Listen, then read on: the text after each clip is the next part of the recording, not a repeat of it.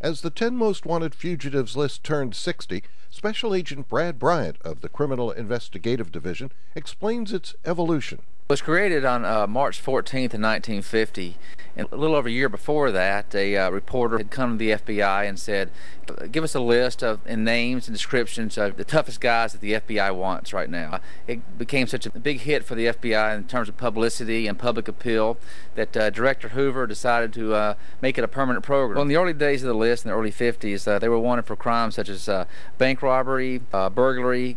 There were car thieves and armed robbers who primarily made the top 10 list back then.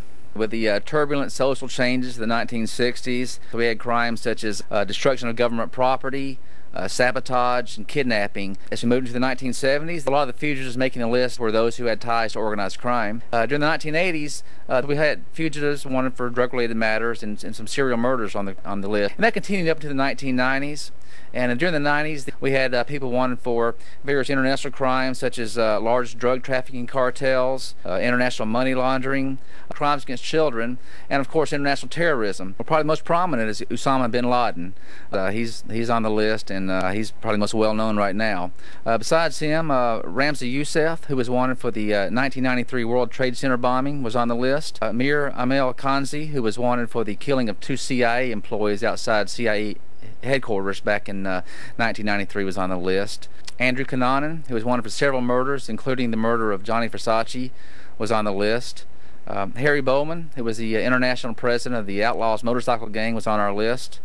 And of course James Whitey Bulger, who had ties to organized crime up in the Boston area, is still on our list, as a matter of fact. One of the more well-known ones from the 50s, Willie Sutton, was on the list. Willie was a notorious bank robber. Besides him, James Earl Ray, who was wanted for the assassination of Dr. Martin Luther King. He was on the list twice, as a matter of fact. Once in 1968 after the assassination, and then again in 1977 when he escaped from prison. Billy Austin Bryant, from right here in Washington, D.C. He was on the list for a grand total of 2 hours back in 1969. Leslie Rogie was the first person to be apprehended as a result of the internet. So far we've had 2 captured as a direct result of the internet, and I think this is most assuredly going to grow in the coming years. A couple of reasons. First of all, the internet allows more people to have access to the top 10 list. And secondly, it allows people to look at the list for longer periods of times.